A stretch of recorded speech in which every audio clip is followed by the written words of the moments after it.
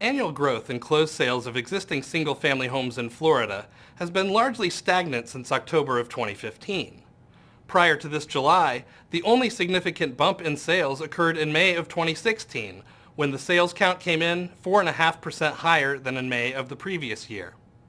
In July, however, statewide single-family home sales suddenly fell 8% year over year, with drops occurring in 18 out of the state's 22 metro areas. So, was July the beginning of a downturn? Such speculation might be best put on hold for at least the time being, it would seem. The latest monthly housing market statistics from Florida Realtors are in, and they reveal that closed sales of single-family homes in Florida were up by 8.2% year over year in August, effectively erasing all of the losses from July. And just as the decline in July was broad-based, so too were August's gains, with 20 of Florida's 22 metro areas experiencing a year-over-year increase in sales. The important lesson here is that a single month's worth of data is rarely enough information to make assertions about a market's direction. In the present case, it's possible that a number of sales that might ordinarily have occurred in July were pushed back into August. Such cases are not altogether uncommon and can be brought about by numerous factors. The usual suspects for this sort of thing are bad weather or perhaps upcoming announcements of a change in interest rate policy by the Fed. But remember, Hurricane Hermine did not strike Florida until September, and there was no anticipated change in the Fed's current course during July or August either. There is one possible culprit that we can identify, however, that is often overlooked in trend analysis: the calendar itself. As we all know, July and August are both 31 days in length. But the number of business days in each of these months is dictated by how many weekend days and holidays fall within them, and this number actually varies from year to year.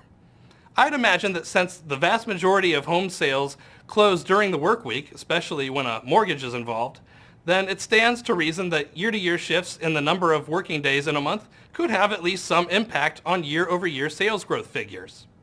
Consider, for instance, that there were only 20 working days in July of this year, compared to 22 in 2015. Now, is 2 days difference really that significant?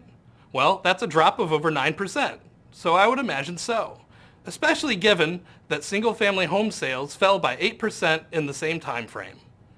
As for August, there were 23 working days this year compared to 21 last year, a 9.5% increase. And what did single-family home sales do? They increased by over 8%, as I mentioned earlier. Both of these cases are unusual, as it turns out. Most of the time, the difference in the number of working days in a month compared to the same month in the previous year is either 0 or 1. This is not to say that sales volatility over the past 2 months has been entirely due to a calendar anomaly, but this factor shouldn't be completely ignored either. Note that similar growth shifts also occurred in other statistics, such as new pending sales and new listings. Sales of condos and townhomes were impacted as well. After dropping by 11.5% year over year in July, they rebounded in August with a 3.3% gain, their first real increase since November of 2015. So, in the aftermath of 2 crazy months of ups and downs, what are we left with? Year to date, single-family home sales are up by 0.6% compared to this point last year, and 15.5% compared to this point in 2014. For condos and townhomes, year-to-date sales are down 4.2% versus where we were this time last year, and up 2.2% from where we were in 2014. In other words, we're right back where we've been all year, with slow state-level growth in the single-family home sector and a soft descent in condo and townhome purchases. One trend that was consistent through both July and August was continued year-over-year growth in median sale prices.